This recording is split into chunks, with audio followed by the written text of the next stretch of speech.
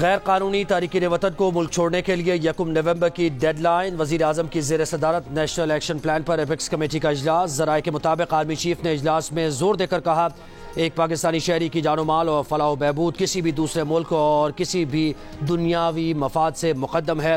Apex committee کا دہشت گردی کے خلاف زیرو ٹالرنس پالیسی جاری رکھنے، دہشت گردی اور ان کے سہولت کاروں کے خلاف سخت کارروائیاں جاری رکھنے کا فیصلہ۔ اجلاس میں کہا گیا ہے کہ ملک میں غیر قانونی مقیم غیر ملکی 1 نومبر کی ڈیڈ لائن تک اثاثے بیچ کر اپنے وطن واپسی کے پابند ہوں گے۔ ڈیڈ لائن ختم ہونے پر غیر ملکیوں کو ملک بدر اور جائیدادیں قرق کر دی جائیں گی۔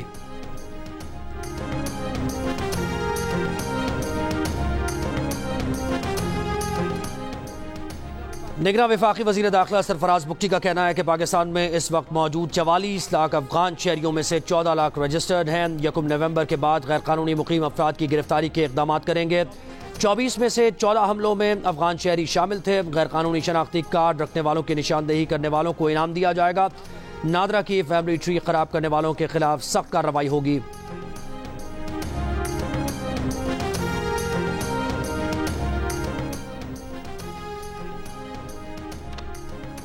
مارشل لا لگتے ہیں تو آپ لوگ ہتھیار پھینک دیتے ہیں۔ یہاں کئی تصاویر لگی ہیں، پھر ہم حلف بھی بھول جاتے ہیں۔ پارلیمان جب قانون بناتی ہے تو آپ آ جاتے ہیں۔ Chief justice of Pakistan justice قاضی فائز عیسیٰ کا درخواست گزار کے وکیل حسن عرفان سے مکالمہ۔ Supreme court practice and procedure act کے خلاف درخواستوں کی فل کورٹ سماعت۔ چیف جسٹس نے کہا سپریم کورٹ نے کتنی مرتبہ مارشل لا کو سپورٹ کیا، کیا آپ اگلے مارشل لا کا ہم سے دروازہ کھلوانا چاہتے ہیں؟ دنیا میں ہر قانون میں اپیل کا حق دیا ہے، آپ کو اس قانون سے کیا تکلیف پہنچ رہی ہے؟ سپریم کورٹ کا آرٹیکل 184(3) کا اختیار غیر معمولی ہے، یہ کسی اور ملک میں نہیں۔ اگر سپریم کورٹ کو غیر معمولی اختیار دیا جا سکتا ہے تو کیا واپس نہیں ہو سکتا؟ پہلے بھی پارلیمنٹ نے سپریم کورٹ کو اختیارات دیے، اب اسے بدل رہے ہیں تو کیا مسئلہ ہے؟ کیا زیادہ دماغ مل کر سوچے تو بہتر ہوگا یا ایک چیف جسٹس فیصلے کرے تو بہتر ہوگا؟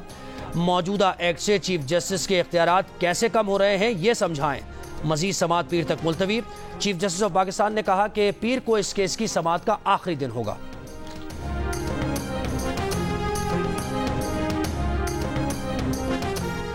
اگر اپیل کا حق دے دیا گیا ہے تو کیا قیامت آ گئی؟ کیا اپیل کا حق دینا غلط ہے؟ سنگین غداری میں بھی متاثرہ فریق اپیل کرے گا۔ آپ ایک سیاسی جماعت کی نمائندگی کر رہے ہیں، سیاسی جماعت برابر میں پارلیمنٹ میں یہ خوبصورت بحث نہیں کر سکتی تھی؟ چیف جسٹس آف پاکستان کا پی ٹی آئی کے وکیل سے سوال، کہا پی ٹی آئی نے اپنا موقف پارلیمان میں کیوں نہیں اٹھایا؟ پی ٹی آئی کے وکیل نے کہا تحریک انصاف کے ہر اقدام کے ذمہ دار نہیں۔ چیف جسٹس نے پوچھا کہ پی ٹی آئی کو بطور سیاسی جماعت ایکٹ سے فائدہ ہو رہا ہے یا نقصان؟ وکیل نے کہا کہ ہمیں کوئی فائدہ یا نقصان نہیں، انہیں ہدایات ہیں کہ ان کے موکل شاید دوبارہ اقتدار میں آئیں تو اس قانون سازی سے فرق پڑے گا۔ چیف جسٹس آف پاکستان نے کہا کہ ایسے کیسز میں آپ کو ہدایات نہیں ہوتی، آپ عدالت کی معاونت کے لیے ہیں۔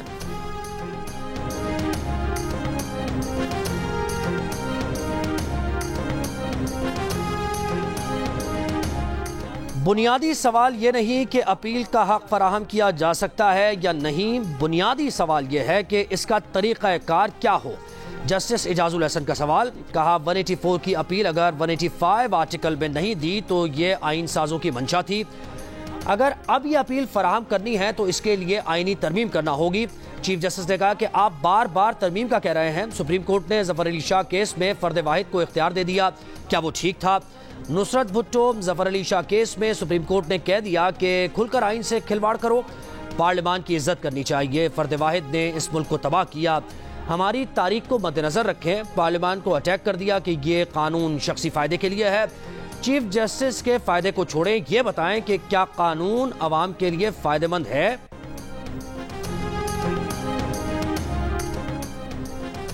نواز شریف استقبال کے بعد حفاظتی ضمانت لے کر عدالت میں سرنڈر کریں گے، کیس کے حقائق کی وجہ سے انہیں عدالتی ریلیف ملے گا۔ صدر نون لیگ پنجاب رانا ثناء اللہ نے کہا کہ نواز شریف خلائی مخلوق کے اشارے پر نہیں آ رہے، نہ ڈیل سے گئے تھے نہ ڈیل سے آ رہے ہیں، نواز شریف کو مخصوص حالات پیدا کر کے بیرون ملک نکالا اور دھکیلا گیا تھا۔ شاہدرہ جلسے کی وجہ سے یہ نہیں کہا جا سکتا کہ نون لیگ کی لاہور پر گرفت کمزور ہو گئی۔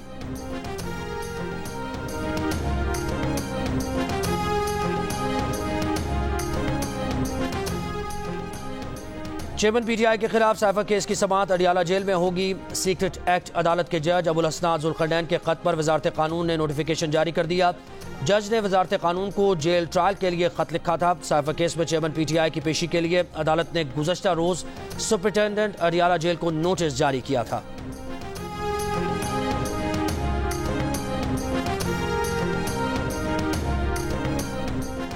تحریک انصاف نے جیل میں ٹرائل کا وزارت قانون کا نوٹیفیکیشن مسترد کر دیا۔ ترجمان پی ٹی آئی کا کہنا ہے کہ نوٹیفیکیشن فیئر ٹرائل کے خلاف ورزی ہے۔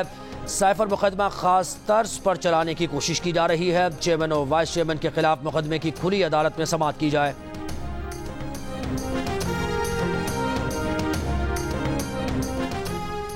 سعودی سرمایہ کاروں کو راغب کرنے کے لیے وفاقی حکومت نے ریکوڈیک پروجیکٹ میں اپنے شیئرز کی سعودی عرب کو فروخت پر غور شروع کر دیا۔ سعودی عرب کا بھی پروجیکٹ کا حصہ بننے میں دلچسپی کا اظہار۔ خصوصی سرمایہ کاری کونسل SIFC کا وفاقی اداروں کو خط لکھ کر آئندہ مہینوں میں سعودی کمپنیز کے ساتھ لین دین کو حتمی شکل دینے پر زور۔ نمائندہ دی نیوز عمر چیمہ کی رپورٹ کے مطابق SIFC کے ایک عہدیدار نے بتایا کہ پاکستان چاہتا ہے کہ معدنیات کی تلاش کے لیے سعودی عرب کے پاس ریکوڈیک میں علیحدہ بلاک ہو، لیکن سعودی عرب کی دلچسپی موجودہ پروجیکٹ میں سرمایہ کاری میں ہے۔ سعودی عرب کسی ایسے علاقے میں کان کنی کا خطرہ مول نہیں لینا چاہتا جہاں پہلے کوئی کام نہ ہوا ہو۔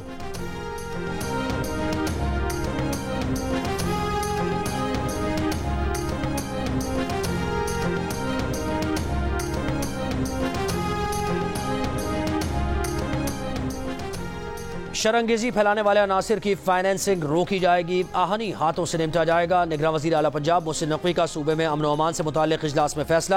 کہا کسی گروہ اور جتھے کو امن تباہ کرنے کی اجازت نہیں دیں گے۔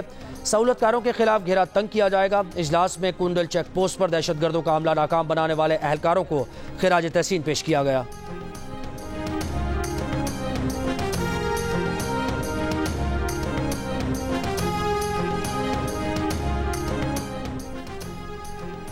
شیخوپورہ میں بہو پر تشدد کرنے والے سسر نے شیخوپورہ کی سیشن کورٹ سے عبوری ضمانت حاصل کر لی۔ عدالت کا پولیس کو 18 اکتوبر تک ملزم کو گرفتار نہ کرنے کا حکم۔ بہو کا سسر کی حمایت میں بیان سامنے آ گیا۔ کہا سسر سے بدتمیزی کی تو انہوں نے مارا، ہمارا گھریلو مسئلہ تھا، صلح ہو گئی، اب قانونی کارروائی نہیں کرنی۔ تشدد کی شکار خاتون کا شوہر روزگار کے لیے ساؤتھ افریقہ میں ہے۔ پولیس کے مطابق ملزم کے دوسرے بیٹے عابد نے تشدد کی ویڈیو بنا کر اپنے رشتہ داروں کو بھیجی تھی، جو اس وقت پولیس کی حراست میں ہے۔